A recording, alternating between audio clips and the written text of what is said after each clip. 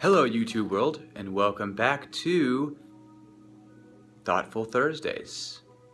I am Movement Mike Niemchak, and I wanted to discuss with you today ways that you can raise your metabolic rate.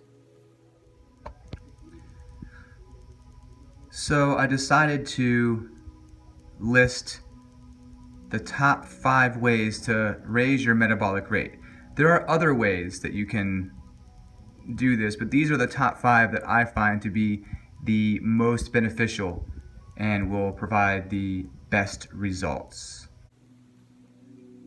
And in celebration of March Madness, I am doing the Mustache March.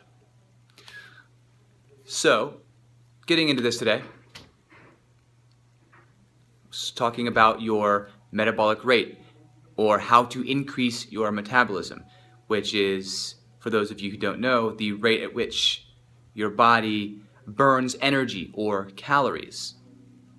So if you happen to go into a calorie deficit, or if you're burning more than you're taking in via food, technically you should be able to tap into your energy storage, which is fat cells, your body's, that extra layer fat cells, right?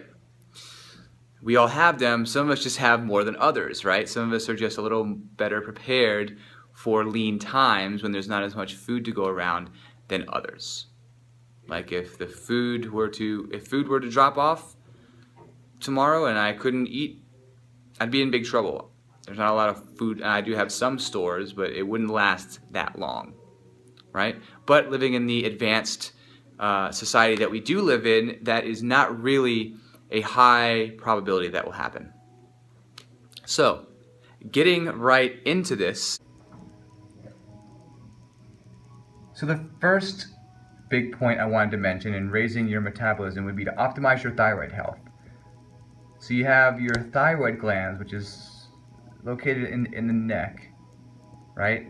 And it is responsible for your metabolic processes, helps with different hormones and kind of keeping you at a constant energy burning state, right? So 2 big supplements that would work great.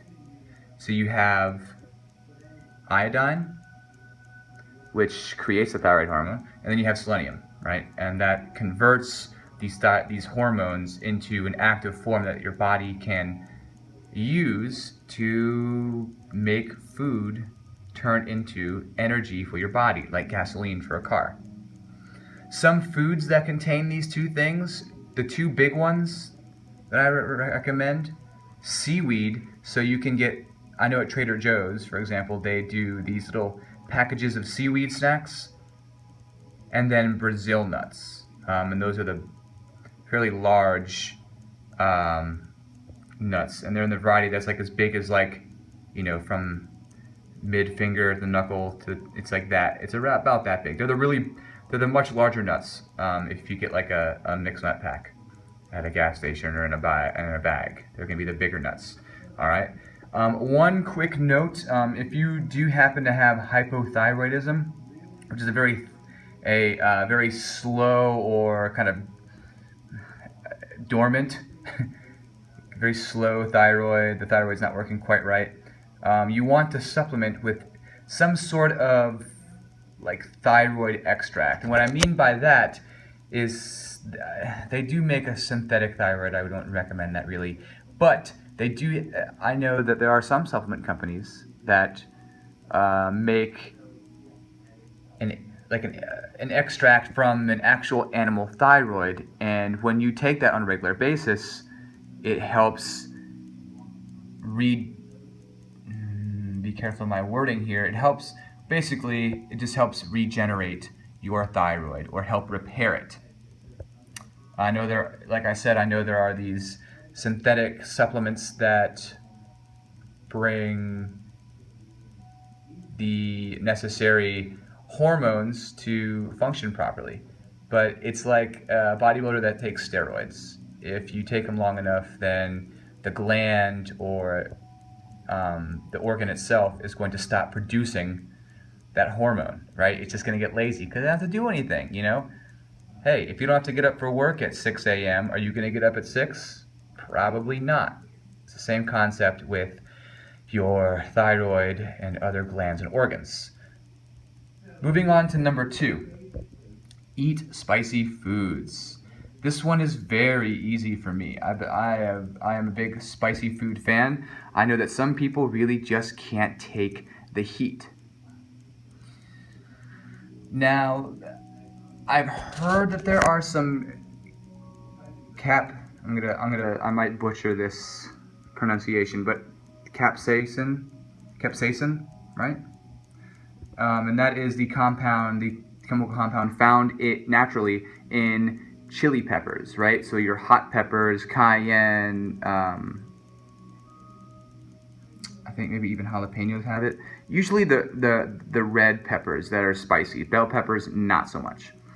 But these most definitely. So chili peppers, cayenne peppers, habanero, bonnet peppers.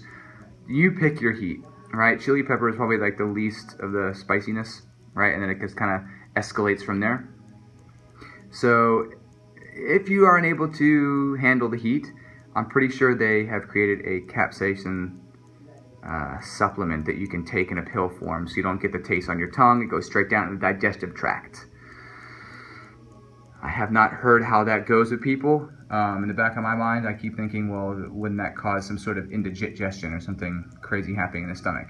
And unless you have a really sensitive subject that has a really sensitive stomach that has had issues with the lining of the stomach, where it's been weathered somehow, or kind of the stomach lining has degraded. It's really no longer there, not as strong. That may cause an issue. But for most healthy people, or most healthy gut holding people, you should be fine. Number 3, move more. And this is where my specialty comes in. You need to move on a regular basis. Move frequently, don't stay in one position for too long, stand more than you sit. A big one for me is sprint. Sprint. That is the single most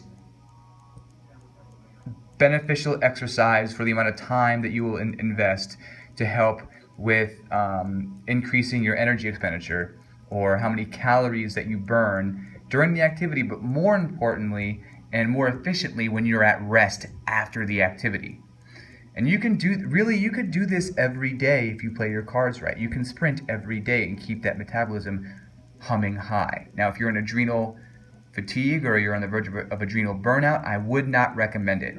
If you don't know what I'm talking about when it comes to adrenals and the burnout, I invite you to look up my adrenal video, and I will try to put a link at the bottom of this page in the description, okay? Last but not least, lifting heavy things. So lifting heavy things, lifting weights, trying to get some sort of strength improvement, because muscles crave energy. What is energy? Energy is or are calories. So you want to lift heavy things, but you want to lift them in the correct way, and that is one thing that I have really focused in on. Foods that heal and help our bodies, and then lifting and playing properly. And when I say play, I mean going outside and having fun with your friends, playing a game of soccer, or pick up basketball, or swimming in the pool, or picking up your grandchildren, or running around with your children. Any of these things that you do in day-to-day life, you want to be able to do them with confidence and the security, knowing that you are not only strong enough to do these things, but that you are resilient enough, or that you know that you're not going to be injured easily, right? Because that is a big bummer when you're having a great old time and all of a sudden, your body is pissed off and decides to share some pain with your brain. Okay, number 4, expose yourself to the cold. This one's a little more difficult to put into your day-to-day life. especially during the winter. I know I personally have a harder time doing this during the winter. During the summer, not so bad. So the 2 ways that I find that work the best, first of all, we'll start with summer because that's coming up. What I've started doing is finishing my shower, or all my showers, with the water on full cold. So you have a good time with the warm water, it's comfortable, you do what you gotta do, clean up. At the very end, crank that all the way to cold and just deal with it. Try not to let your shoulders go into your ears, right? But you do, as far as you know, your muscles tensing up, but you do want to try and control your breathing. It will become a little more erratic, but try to keep it under control. All right, so that's what you can do during the summer, is end your showers with a cold shower. And I like to count down my breath, so 10, 9, 8, 7, all the way down to 1. Okay, you understand that. It's about 10 seconds. 10 to 15 seconds is all you need just to shock the body and increase your metabolic rate. Second part, and this is better for the winter time, like we need to go get the mail. I don't think many of us get the newspaper anymore, but to bring the trash cans back in, to let the dogs out, wear shorts or wear short sleeves. Now, I'm not saying go outside in your undies during, a snowstorm, but I am saying, expose yourself to the cold outside for, that short walk to the end of the driveway for your mail, or to bring the trash back in, or, you're walking your dogs outside to let them go to the bathroom. Not a long walk around the block, but, outside, do their business, come back inside. That short amount of time being outside is an excellent opportunity to expose some of your body to the cold. Again, you can go shirtless if you're really brave. You can go with short sleeves or shorts, right? If some of you are really crazy and don't mind the possible messiness it could create, you could also go barefoot during the winter for those short times. And last but not least, you have stress management. And this one is probably one of the most important things as far as keeping a lean body mass, or keeping the weight off, so to speak. So to make this clear, occasional stress is a good thing, right? We need it for the fight or flight scenario where you're either going to freeze and play dead, or you are going to haul butt out of whatever situation you've gotten yourself into, right? Constant stress is the stuff that really wreaks havoc on our bodies. Because if you're constantly stressed, then your body and the cells within are constantly under attack. All right? How do we combat this? Meditate, meditate, meditate. I know it's been coming up a lot more in recent years, but because it works so well. Deepak Chopra has excellent meditation or guided meditation videos. There are also other ways to do that. There's a guided meditation app that you can look up on your App Store or Android store. Really, all that it takes is blocking out all exterior noise. I like binaural beats with headphones because it forces me to block out all exterior stuff. The second part of this is to focus on your breathing. Breathing into the nose and out through the mouth, trying to bring the breath or that air deep, deep, deep into the belly, into your belly button or lower if possible. Right?